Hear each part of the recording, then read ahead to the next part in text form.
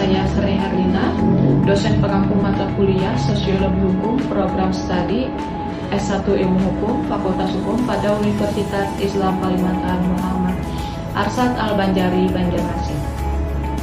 Saat ini saya sedang mengikuti proses sertifikasi dosen tahun 2006 dan video ini dibuat sebagai bentuk pernyataan diri dosen untuk sinergi Tridharma Perguruan Tinggi atau disingkat PDD UKT-PT.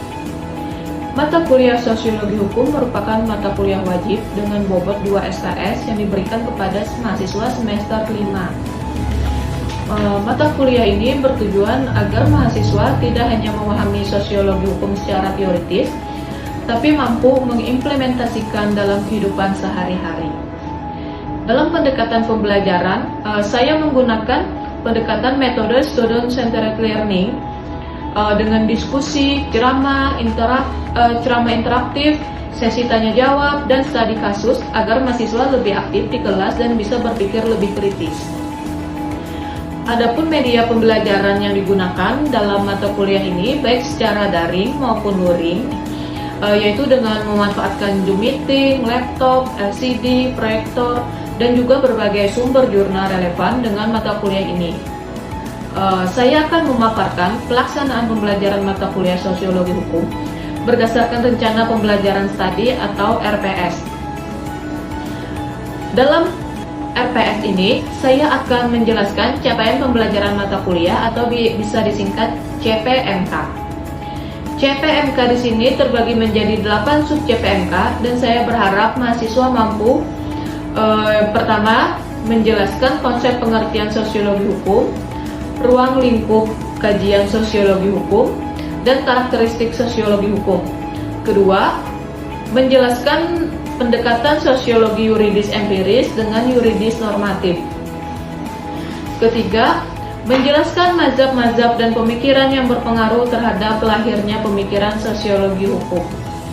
Keempat, membedakan perubahan masyarakat, hukum alam, dan sosiologi hukum. Aliran sejarah dan sosiologi hukum, pengaruh filsafat hukum terhadap sosiologi hukum klasik dan modern. Kelima, mengidentifikasi struktur sosial dan hukum yang terjadi dalam praktek. Keenam, menguraikan konflik sosial, resolusi konflik dan perubahan sosial. Ketujuh, menjelaskan penerimaan dan legitimasi masyarakat terhadap hukum disertai dengan dasar hukumnya. Dan yang terakhir, 8, menjelaskan efektivitas terhadap penegakan hukum. Dalam pelaksanaan evaluasi pembelajaran ini, penilaian dilakukan melalui beberapa komponen evaluasi dengan bobot nilai. Yang pertama, absensi dengan bobot 10%, kedua, tugas dengan bobot 20%, ketiga, ujian tengah semester dengan bobot 35%, dan yang keempat, ujian akhir semester dengan bobot 35%. Bentuk evaluasi yang digunakan pada mata kuliah ini diantaranya observasi, presentasi, dan penugasan. Melalui sistem evaluasi ini diharapkan penilaian tidak hanya berfokus pada hasil akhir belajar, tetapi juga proses pembentukan karakter mahasiswa dan kemampuan berpikir kritis. Berikut saya tampilkan video pembelajaran melalui Zoom meeting. Bismillahirrahmanirrahim. Assalamualaikum warahmatullahi wabarakatuh. Selamat sore dan salam sejahtera untuk kita semua. Puji syukur kita panjatkan kehadirat Tuhan Yang Maha Esa karena kita dapat berkumpul di kelas Zoom ini dalam keadaan sehat. Saya berharap perkuliahan kita tidak hanya menjadi tempat transfer ilmu satu arah, tetapi juga wadah diskusi yang kritis, kreatif, dan menyenangkan bagi kita semua. Di sini saya akan menjelaskan sub CPMK untuk pertemuan keempat ini ya. Ini menjelaskan mazhab-mazhab dan pemikiran yang berpengaruh terhadap lahirnya pemikiran sosiologi hukum, terus mazhab formalistis, mazhab sejarah dan kebudayaan, mazhab utilitarianisme, mazhab sosiologikal jurisprudens, mazhab realisme hukum, dan terakhir pemikiran Durkheim dan Max Weber. Aliran yang mempengaruhi terbentuknya sosiologi hukum itu terbagi menjadi 5 mazhab. Yang pertama itu formalistis ya, mazhab sejarah dan kebudayaan. Aliran utilitarianisme aliran sosiologika jurisprudence, dan aliran realisme hukum. Dan yang terakhir nanti saya akan menjelaskan pemikiran Durkheim dan Max Weber. Oke, masuk kita pertama mazhab formalistis dari teori Austin. Dari teori Austin, analytical jurisprudence, hukum itu merupakan perintah dari mereka yang memegang kekuasaan tertinggi atau dari yang memegang kedaulatan. Hukum sebagai suatu sistem yang logis, tetap, dan bersifat tertutup. Austin juga mendefinisikan hukum sebagai peraturan yang diadakan untuk memberikan bimbingan kepada makhluk yang berakal oleh makhluk yang berkuasa di atasnya. Hukum adalah perintah yang dibebankan untuk makhluk yang berpikir. Hukum secara tegas dipisahkan dari keadilan, dan hukum tidak didasarkan pada nilai-nilai baik dan buruk, melainkan didasarkan pada kekuasaan dari penguasa. Hukum dibagi menjadi hukum yang dibuat Tuhan dan hukum yang dibuat manusia. Hukum yang dibuat manusia itu ada dua, yaitu hukum yang sebenarnya, hukum yang dibuat oleh penguasa bagi pengikut-pengikutnya, dan hukum yang disusun oleh individu-individu guna melaksanakan hak-hak yang diberikan kepadanya. Austin juga menganggap bahwa hukum yang sebenarnya mengandung ada 4 unsur, yaitu perintah, sanksi, kewajiban, dan kedaulatan. Sedangkan hukum yang tidak sebenarnya merupakan hukum yang bukan langsung dari penguasa, tetapi merupakan peraturan yang disusun oleh perkumpulan-perkumpulan atau badan-badan tertentu. Dari teori Austin tersebut ya, maka kelemahan ajaran analytical jurisprudence bahwa suatu sistem hukum tidak mungkin untuk sepenuhnya bersifat tertutup, dan mazhab formalisme berpengaruh terhadap pemikiran dan tingkah laku dan bahkan terhadap penentuan bidang-bidang penelitian. Kalau menurut teori dari Hans Kelsen, theory of law, suatu sistem hukum merupakan suatu sistem pertanggaan dari kaidah-kaidah di mana suatu kaidah hukum tertentu akan dapat dicari sumbernya pada kaidah hukum yang lebih tinggi derajatnya. Dan kaidah yang merupakan puncak dari sistem pertanggaan itu dinamakan sebagai kaidah dasar atau Grundnorm. Tiap sistem hukum merupakan Stufenbau daripada kaidah-kaidah. Di puncak Stufenbau terdapat Grundnorm yang merupakan kaidah dasar daripada ketertiban pada hukum nasional. Menurut Hans Kelsen ini, hukum itu bersifat hierarkis.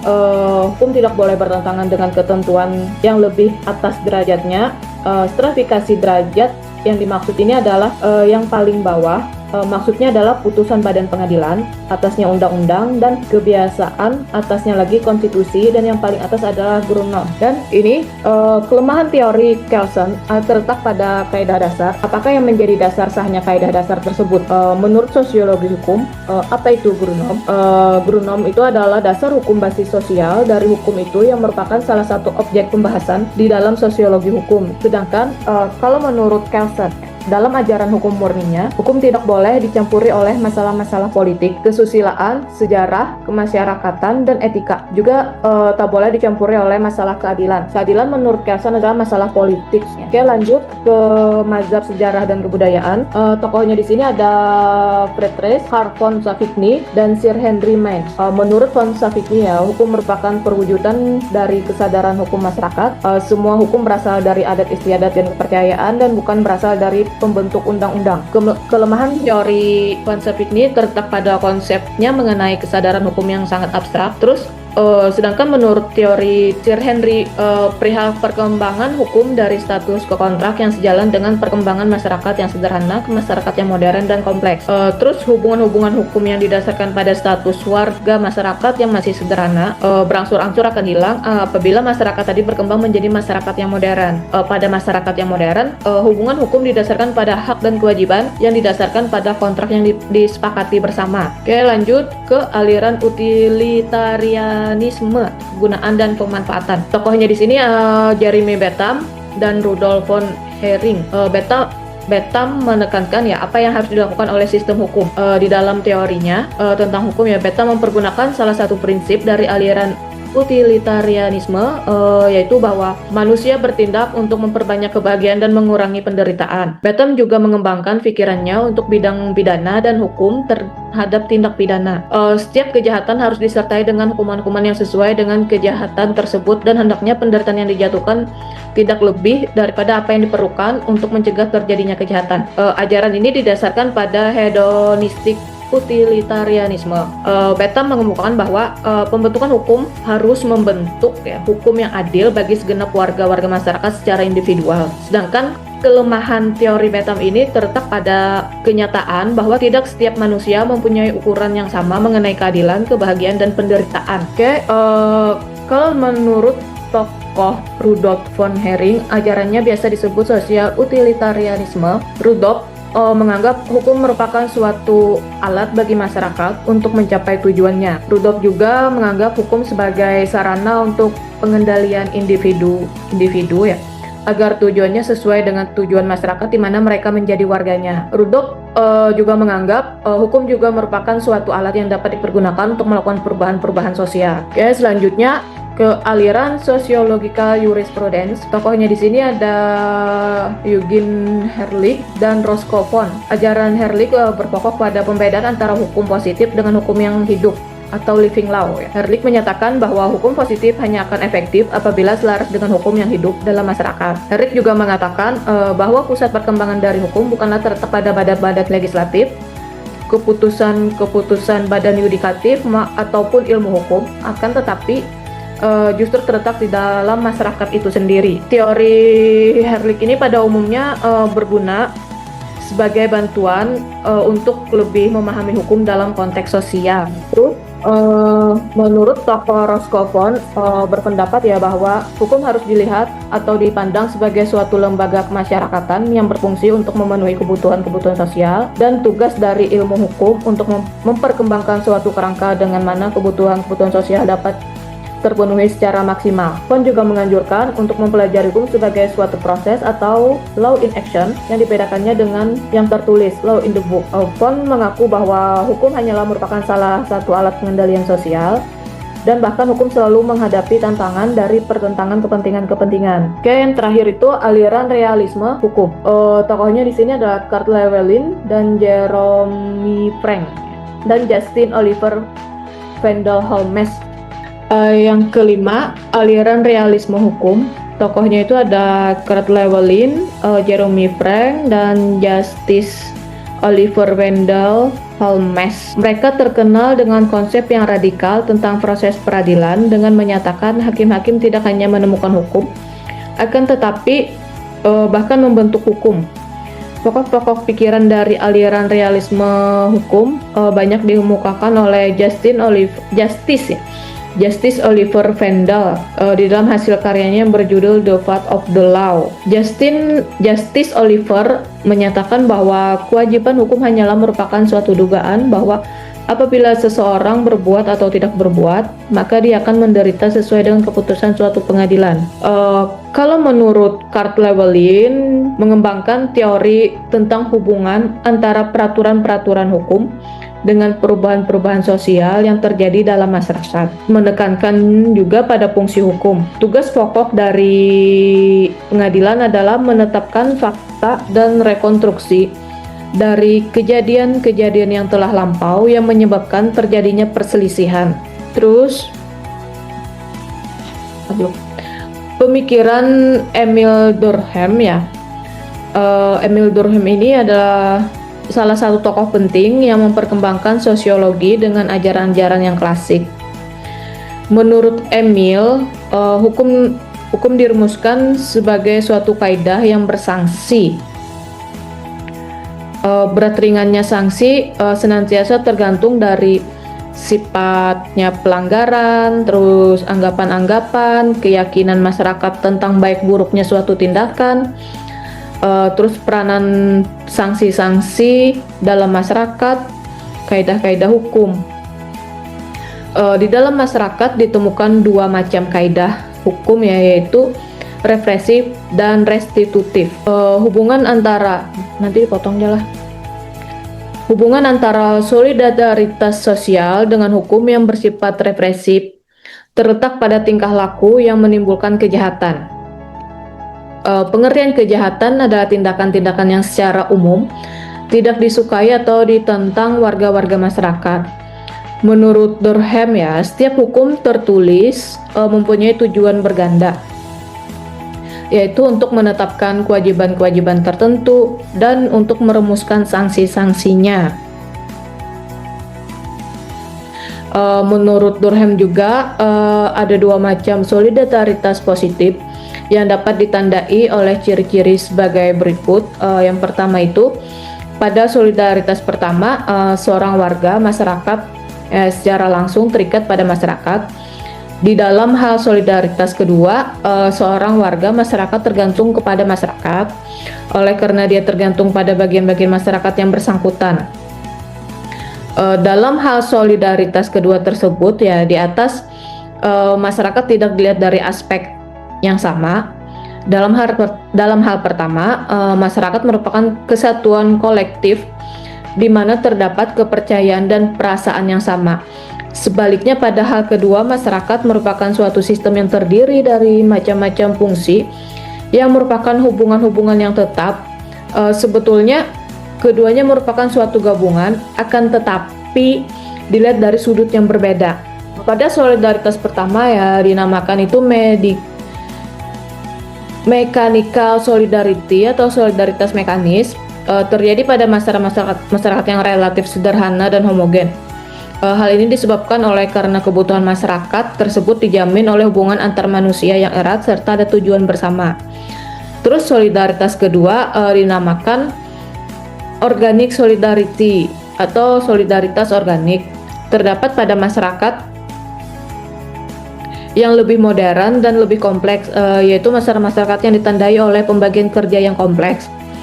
Dari perbedaan kedua tersebut, timbullah perbedaan lain yang dapat dipakai untuk menentukan karakteristik dan nama dari dua macam solidaritas di atas. Oke, selanjutnya menurut teori Durkheim, ya masih teori Durkheim, hukum dipergunakan sebagai suatu alat diagnosa untuk menemukan syarat-syarat struktural bagi perkembangan solidaritas masyarakat. Hukum dilihatnya sebagai dependent variable, yaitu suatu unsur yang tergantung pada struktur sosial masyarakat. Akan tetapi hukum juga dilihatnya sebagai suatu alat untuk mempertahankan keutuhan masyarakat maupun untuk ketentuan adanya perbedaan dalam masyarakat.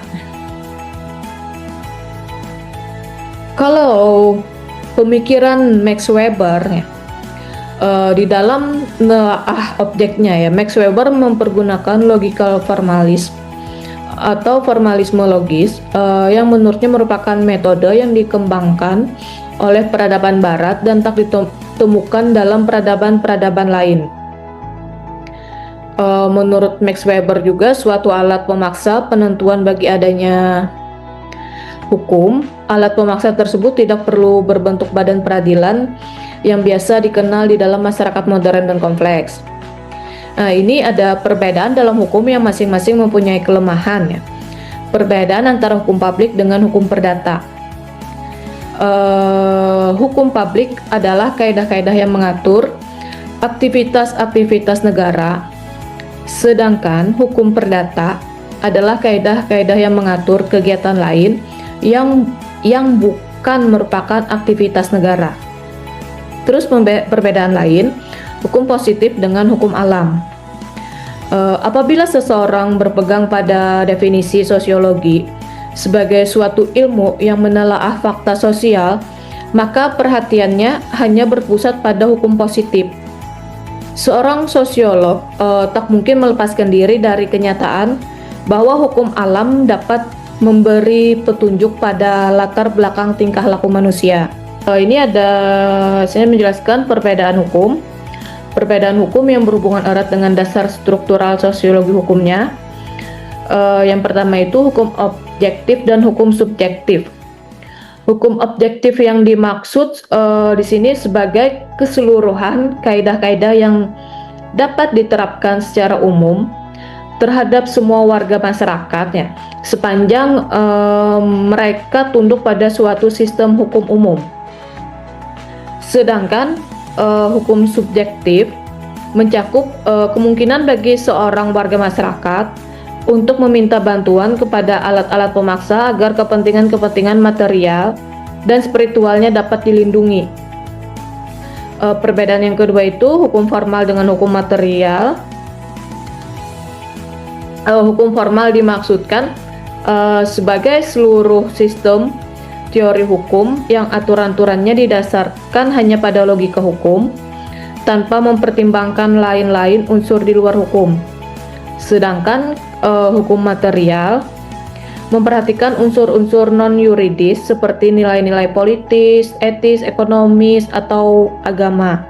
Oke, ada dua cara mendapat keadilan. Yang pertama itu berpegang teguh pada aturan hukum dengan dasar bahwa yang benar adalah menyesuaikan diri dengan logika sistem hukum yang bersangkutan. Yang kedua itu dengan cara memperhatikan keadaan, maksud para pihak, dan syarat umum lain. Maka seorang hakim dapat mengambil keputusan atas dasar aturan-aturan hukum belaka atau setelah dia mendapat keyakinan dalam dirinya tentang apa yang sebaiknya diputuskan. Dan yang terakhir, ini tipe-tipe hukum menurut Max Weber ya. Hukum irasional dan material, yaitu di mana pembentuk undang-undang dan hakim mendasarkan keputusan-keputusannya semata-mata pada nilai-nilai emosional tanpa menunjuk pada suatu kaidah pun. Terus hukum irasional dan formal, yaitu di mana pembentuk undang-undang dan hakim berpedoman pada kaidah-kaidah di luar akal. Oleh karena itu didasarkan pada wahyu atau ramalan. Yang ketiga, hukum rasional dan material, di mana keputusan-keputusan para pembentuk undang-undang dan hakim menunjuk pada suatu kitab suci, kebijaksanaan-kebijaksanaan penguasa atau ideologi. Dan yang terakhir itu hukum rasional dan formal,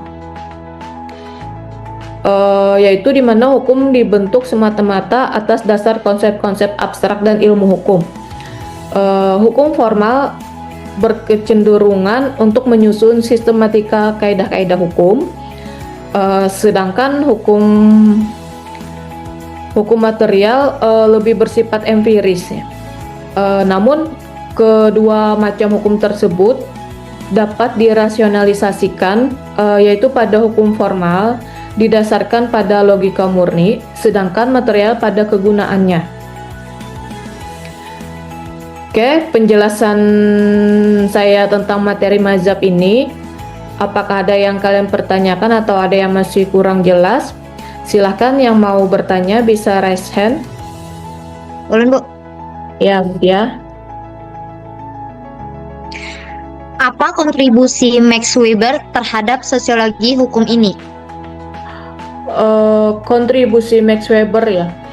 Max Weber di sini menjelaskan bahwa hukum berkembang seiring proses rasionalisasi masyarakat.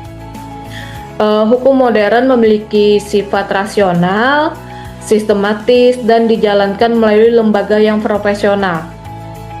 Apa sudah jelas? Jelas, Bu. Terima kasih, Bu. Ya, selanjutnya pada yang ingin bertanya lagi? Belum, Bu. Oke, silahkan Mega. Bagaimana pandangan Emil Durkheim terhadap hukum?